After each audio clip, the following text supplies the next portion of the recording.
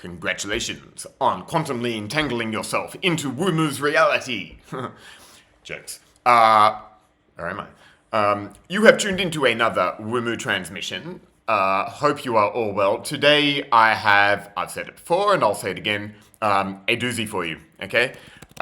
Today we're going to be discussing, in sickness and health, who is benefiting. I've already broken down in a previous episode the trinity, the aspects of health, that is mind, body, and soul, mind, body, and spirit. And so we're going to break them down and see what aspects of each, by you being ill health in that regard, who does that benefit? And that might help you see a slightly bigger picture to get your own health in order, okay? Now, these all overlap as well. They are all one and part of the same thing. Mind, body, and spirit, we are, of the three. We exist on multiple planes. Our thoughts are delivered through the spirit for the body to act on. So these are all one and the same thing. And I posted a little quote last night. Your thoughts do not hurt you unless you let them, right? Unless you believe your thoughts, they will not hurt you, okay? And we touched on these ideas around suffering and some insights from the Buddha and Jesus yesterday. But let's start off with mind, okay? Because everything comes from the mind down. It goes mind, soul, then body, okay? That is how it works. Everything starts up here and filters down into matter. Who is benefiting from our mental health? Our ill mental health, I should say, right? And how is our mental health deteriorating to the degree in which it is? Okay, you'll notice I'll go through these on the left side, but how do you keep a healthy mind? Okay, this is education. So how do you keep a healthy mind? It is satiating curiosity, maintaining learning, actually using your brain. You'll note down the bottom here, I noted AI. This is part of the plan to get something else to do the thinking for you. So you're just not thinking. You're in automatron mode. You're just absorbing anything that comes your way and believing it on a whim. That is part of the plan without getting too conspiratorial. So bear that in mind. Now, media. We've discussed this previously in the mechanisms of the Matrix episode. What is media? It is a tool designed to propagate fear, to drive consumerism under the illusion of comfort. So here is what we will call a terrorist attack, a psyop, to spread terror and fear throughout everyone. Low vibrational state, using the 24-hour news cycle to keep churning this message, programming it into you. But here, have an ice cream, feel better, okay? So that's kind of the idea, right? And that is what the media has been traditionally used for over a century now, okay? The education system. I've mentioned this also previously, but I will just quickly touch on it in that it is completely inverse. It is the wrong way around. In its current iteration, we have a curriculum developed by a policy board which filters down to a country level, then a more local level, under the Western sphere this is, down to a more local level, even global. And then, the teachers get given, here, teach the students this, not teach, tell the students this, right? Whereas in actuality, it should be a student professing to the teacher their highest passion and excitement, what they want to learn, and the teachers being trained to be both a creative, because they are, and a generalist. They should just be able to guide the student towards their aligned path in life. That's how it works, okay? Now, I'm going to run through these four fairly prevalent mental illnesses. I know there's more, and, this isn't the answer to everything. Some people do go through shit and medicine's required, yada, yada, yada. I get all this. But let's really break this down, okay? And the first one I'm going to touch on is addiction. Why? Because I'm an addiction specialist. I've been addicted to just about everything. Now, I don't just mean drugs. I've been addicted to basically every drug too. But, this can be sex, gambling, the gym. It can be like work. It's just video games. this is addiction. So what is addiction? It's escaping the now. It's escaping what is, essentially. So in my personal experience, my lived experience, I mean, I have been addicted to everything, but I'll use one slight example of the methadone clinic, right? So for those who don't know, methadone is used in opioid recovery, or like getting off heroin. Not that, I mean, they failed to tell you it is 10 times worse than heroin to get off, right? It is a cookie cutter solution. That isn't to say it doesn't have its benefits in its price, I suppose, and in its longevity in sustaining or preventing withdrawal. But I always referred these to liquid handcuffs, okay? You drink it as liquid. Now, addiction, who does this benefit? An addicted population is a population easy to manage. It's easy to control, okay? So these are all going to overlap just a little bit, but because they all bleed into the one and the same thing, which is basically just discontent. That is ultimately the root of all these issues, right? So addiction, who does that benefit? I mean, and I just want to speak briefly on this. So the idea of rehab, okay, or abstinence, okay, across all addictions, there is one fundamental rule. It's not an it problem. It isn't heroin, meth, crap, sex, gambling, video. It's not an it problem. It's a your relationship to it problem. That is to say, it's a you problem. Okay, so what's most important in overcoming these things is first acknowledging it's your problem. You have got yourself into this predicament, and it's only you that can get yourself out, right? So this is why rehab doesn't actually truly solve the fundamental issues, because we can all get sent off to a little 5-day retreat pumped with a bunch of Valium and counseling sessions or whatever, and then really work hard against doing it again and maintaining sobriety, when, if you're honest with yourself, perhaps that thing that you're using initially was well intended. Maybe you just like a gamble every now and then. Maybe you just want to smoke a bit of weed every now and then. Maybe you want to do a bit of this every now and then. And because you enjoy it, right? It made you happy. It actually fulfilled you. Your soul wants to play, right? All work, no play makes Jack go a dull boy. For those who haven't seen The Shining, that is what this is in reference to. And work and play are the same thing. They're just opposite ends of the same polarity, but I'll get to that. But this idea of abstinence, right? And they use the law, legally speaking, to criminalize all this, to make it extra hectic and extra low vibrational or extra taboo, which is just playing with your mind, right? But if you're abstaining from something that once made you happy, you aren't conquering your demons. You're actually just running away from them. And that's a very difficult truth to kind of communicate. If you're able to use them and maintain control of them, this is conquering your demons, okay? So, and I'm not encouraging people to go out and do all these things. Obviously not. Everyone's different. But understand, it's a you problem. It's not an it problem. And that is why prohibition is just ridiculous. Because there's more supply than there is demand. I mean, it's ludicrous. It's a personal problem, okay, that only you can save yourself, all right?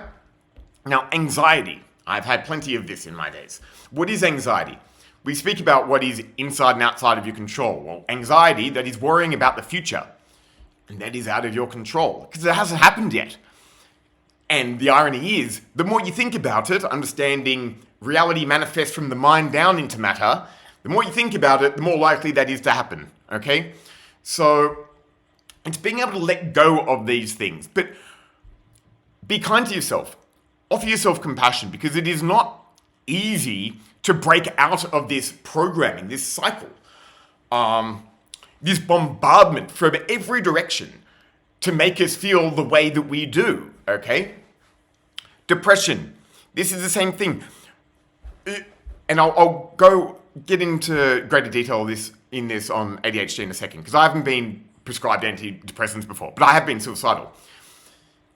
It's okay to feel sad. Shit happens, okay? There are bad things in this world, and it is okay to feel the feels. But to have someone gaslight you and tell you that this is now permanent, You then trick yourself into accepting that it is permanent, and so then you have this. That may sound difficult or harsh, but this is true. Are you just sad and now you're in a rut because you've been giving mind-altering drugs and you get withdrawals from them and suicidal thoughts if you're trying to get off them? I mean, who is benefiting here? Think about this. Okay, ADHD. Something I'm very well versed in. Right? So, when I did my ADHD test, it was on a scale of 0 to 100. I scored 92. Pretty high. Okay? At one point, I was dosed the equivalent of 14 dexamphetamines a day. Okay? So in the States, that would be 2 30-milligram Adderalls and another one. Okay? Now, bear in mind, I smoked a lot of meth in my day as well. Funnily enough, I hate to tell you, these are the same thing. They're all the same thing. So if the criteria in order to be diagnosed as ADHD is above this 70 mark, whatever that is, well, that means a third of the population has ADHD. So, is ADHD a real thing? Do you actually have a disorder? Or are you just part of the spectrum? Like we all are. Is that just how you are? And think about it like this. If you're sitting there plugging in data into a bloody Excel spreadsheet, yeah, I'd probably want a bit of speed to get through that too. You only need speed if you're doing things that you don't want to do. Or if you're going out dancing or whatever.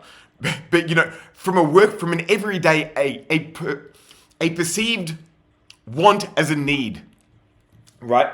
So, I mean, and this is crazy, okay? So, psychiatrists, it's funny, the one thing they really struggle to diagnose is psychopathy, probably because they can't recognize it in themselves. But these guys have the guile to tell a 13-year-old girl that, A, you have a disorder. This is coming from an authoritarian figure, right? And you need this to get through school the next day, and you'll need this to work. This is a 13-year-old impressionable mind, okay? And you're getting told you need speed just to do something. Why? Why would you need that? Because you're doing stuff you don't want to do, and they know exactly what they're doing. It's insidious. And so you have to be that, and that isn't to say all these professionals are ill-intended. They're not. Many of them are good-hearted, well-intended people, and they themselves are stuck in this brainwashing cycle. But this is not normal. If you're doing things that you want to do, you don't need speed. All right? It's like, I've never been more creative, more productive, more anything, and I haven't taken my meds for over a year and a half now. It's like, why? Because I don't need the meds. That is killing your spirit, your mind, and your body. It's not good. All right? These are mind-altering substances, and it is building an addiction, a dependency. So who is that benefiting? Think about these things. Spiritual health. Spiritual health is doing what you want to do. And so, we were just speaking about addiction and stuff and controlling your demons, being able to conquer your demons, I should say. I smoked meth a few months ago. I did crack the other week. It's like, did I want to do it again the next morning? No. Did I have fun? Yeah. It's like, I value where I'm at too much now to want to go back to that. But I'm not going to deny that it once made me happy and it's a good time. The soul wants to have fun. We're here to play. We're in a cosmic play. I'll get to that later. But it's okay to do the things you want to do. All right? Actually, very briefly, I just want to touch on this addiction. Actually, I'll get onto that in body. Addiction to the gym. It's a funny one. It's like, what are you running from? Your shadow does a good job of keeping up. It's like the ego, and that is part of mind, I should add. Oh, well, it's in the spiritual one, so this will work. So what is the ego? The ego is the desire to be something else. So if you're in there toiling in the gym all day, every day, like why? What are you trying to be that you already aren't? Okay, it's coming from a fundamental energy of feeling inadequate. Okay, it's not good. Yes, stay healthy, exercise, go for a walk in nature, do some yoga or something. I don't know. But why run when you can walk? I've just never really been able to make sense of this. Okay? But the spiritual health, what is this? So, I'll use an example, say, the idea of sex before marriage being taboo. Who tells us that? The church. Okay. Well, when you're a horny teenager, maybe you want to do that. But if you get gaslit into feeling guilty about that, that is spiritual warfare, okay? So, and this extrapolates all the way up to even war itself, physical war, because it's divisory. It is dividing our spirit. We are one in the whole. Humanity is a single species. We're all brothers. There shouldn't be any division. We're all equal. And so war, and they're clever bastards that do this, and I'll go into this a little bit later, but yes, the physical aspect of these things is horrific, but it is those who then also feel the shockwaves from this, the repercussions and the states that it puts the world in, that also bring you into a low vibrational state. You know, it's like, without war, how do you hide anything? Without war, what are you going to rebuild? Think about it, you know. And who is this benefiting? Whose war are you fighting? I say that to a military man. Like, if you're not fighting it for you, why are you fighting it? You know, you've been sold on this illusion of patriotism, or like, man, you're being gaslit. And that sounds shitty. My grandfather was a veteran. But really, I mean, if everyone just said, okay, this isn't my fight, I don't know who I'm shooting at. They could be a really nice guy. Think about it. The whole, sir, yes, sir, just following orders. That shit has to stop. It's not good for the world, all right? Artificial scarcity. Energy. I mean, how much do I harp on about free energy? It exists. I can demonstrably prove this. I have experiments and like things that can demonstrably prove ambient 0 point energy. It's like, it exists. It has for ages. Artificial scarcity. This is debt. These things. This traps you into a low vibrational state to drive consumerism under the illusion of comfort. Okay? But you're not comfortable. It's an illusion, right? The work versus play. You know, we get, again, gaslit into this idea, you know, what have you been up to, bro? It's like, oh, you know, working hard. Well, I've been playing pretty softly, you know? Who's happier? Come on, man. It's like, we shouldn't have to work. Work isn't work if you're enjoying doing it. It's play. They're the same thing on opposite ends of the same polarity. All right? But we are slaves to the machine. We allow ourselves to be slaves to the machine. Okay? And the system itself and law. This is all interconnected. It is all one and the same thing. I've done a huge deep dive on the whole law thing. Mechanisms of the Matrix, if you missed that one. It's eye-opening, all right? Now, body. Okay, so the air we breathe, I mean, they've got bloody chemtrails going through the stuff. They poison our water, fluoride, all these sort of things. Processed foods, look at the shit you put in your body. Like, really, it's not good for your overall spiritual and mental health. It's like, if you're feeling a bit down, anxious, depressed or something, well, maybe change your diet for a week and spend an hour in the sun each day going for a walk. Just see if it makes a little bit of a difference, and if it does, maybe you're onto something. All right? But why are they doing this? And it's funny, you know, it's like, we have a medicine for just about everything, but no cures. Who's benefiting from that? You know, so who is benefiting from you being poisoned, getting sick, and going into the system? I always like to say, the Western system treats death, the Eastern system prevents it. You know, it's insidious. The sedentary lifestyle. I mean, we are encouraged to just sit behind a screen all day and not move and not do anything, get stuck on a couch and not do anything. This all contributes to our physical health. And when you understand the body is an antenna for the spirit, it's a vessel for the spirit to receive signals from the mind, you got to tune the body so that you can get these ones and then that one. You know, it's all one and the same thing. You know, so diabetes, obesity, all these things, it is by design that you're getting these, you know, but ultimately you need to take accountability, and I'll come to that. So why is all this happening, right? So without problems, well, problems cost money. Problems require money. So if there's no problems, who's making money? Okay, like I was saying with war, it's like, if there's no war, how do you hide all your dirty laundry? And then who's going to rebuild? Because there's no reason to rebuild, right? Now, in a happy, positive society, one that isn't oppressed, a happy person does no harm. A happy society doesn't commit crime. So who's benefiting from crime actually existing? It's a cultural thing, crime. It's like we are put in a low vibrational state where we act out irrationally. But in a happy, high vibrational society, a utopian world, crime doesn't exist because if you're happy, you're content, why it doesn't make sense. You realize you're just experiencing another aspect of yourself. Literally, it's all just you. Unity consciousness, right? Positive thoughts. Well, what happens when the negative thoughts go away? What happens if they start thinking clearly? Oh shit, positive ones come through. Then they start inventing stuff. Then they start innovating. Then they start getting a little too big for their boots, so you got to chop them back down. This is why, okay? This is why we are made to feel the way we feel. What is political correctness? It's being told how to feel. You don't know these things through experience. In fact, you probably do. You're just refusing to acknowledge that. Don't let other people tell you how to feel. You know how you feel. Be individual. Okay?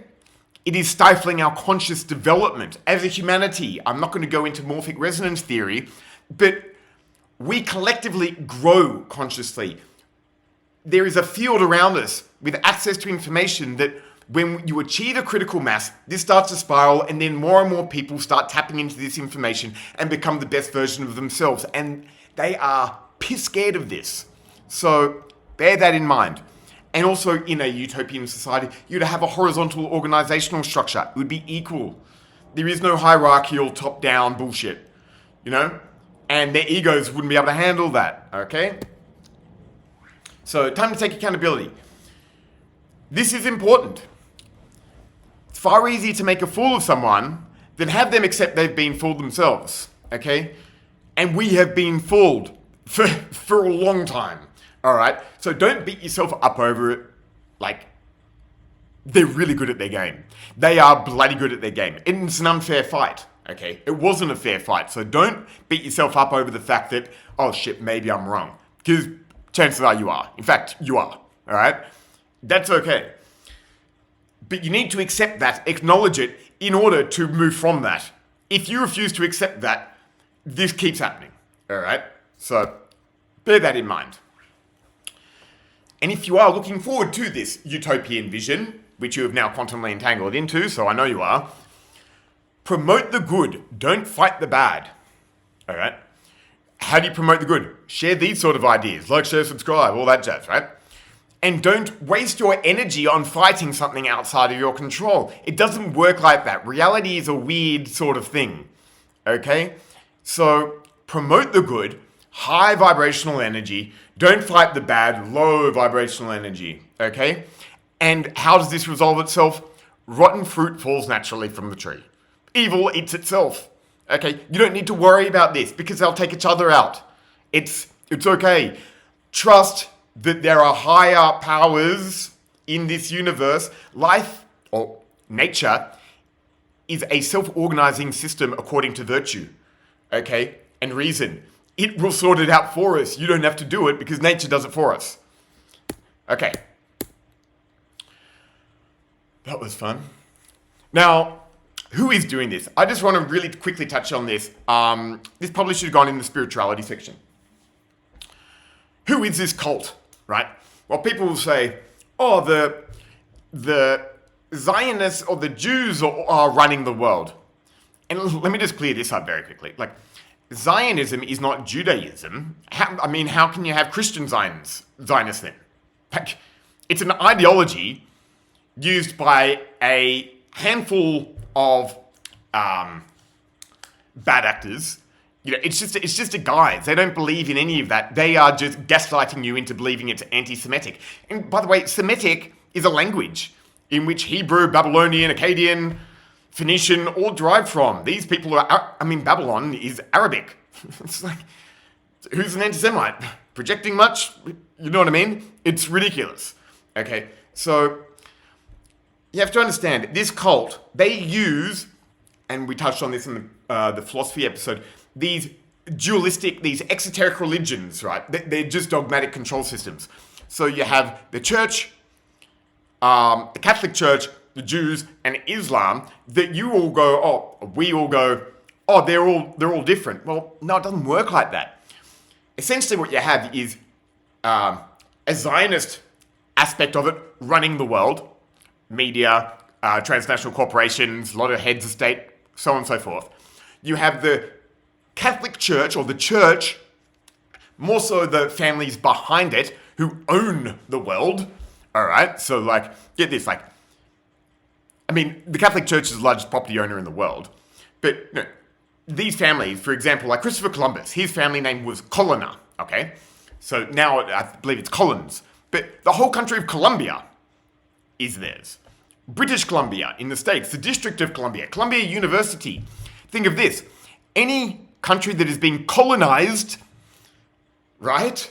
Any country that has been colonized with Christian missionaries, that is coming from them. That is what this is, okay? But then where does Islam come into play? Well, this whole symbiotic thing they got going doesn't work unless you have a foil, the fall guy, okay? So that is what Islam, unfortunately, has played its role in. It's like, you know, I mean, Osama bin Laden was a CIA agent, literally. He was helping them against the Russians. It wasn't, and they create this, the CIA creates these things to create this war on terror and Islamophobia and create the division. It's insidious, man. It's gross. But this is how it is, you know, and who owns the world? Well, so the Catholics are the largest landowners in the world. Not only do they own that, they also rule the sea, the Holy See, right? I mean, our Earth is 70% ocean. International waters is governed by maritime admiralty law. And who wrote maritime admiralty law? The Vatican, the Holy See. So not only are they like, do you know what I mean? And then I'm not going to go into interdimensional beings above them and stuff. It's not time space. But but it's all one team. It's all one team. You have to understand that. There is no other. It's just a few bad actors. They're just using labels to create the labels for themselves, right? Another funny thing about the Collins dictionary, did they define the words that we use? Maybe. I don't know. Anyway, I hope this helped. I don't want to rant too long. Until next time. WOOMOO. Woo-way. And just very quickly, on the all work, no play makes Jack go dull boy thing. It's like, does a hippie have no job because he's a hippie? Or does he have no job? Or is he a hippie because he has no job? You know, it's like, is that guy really rigid because he works too hard? Or is he working hard because he's really rigid? You know, both things can be true. Anyway, WOOMOO, woo-way.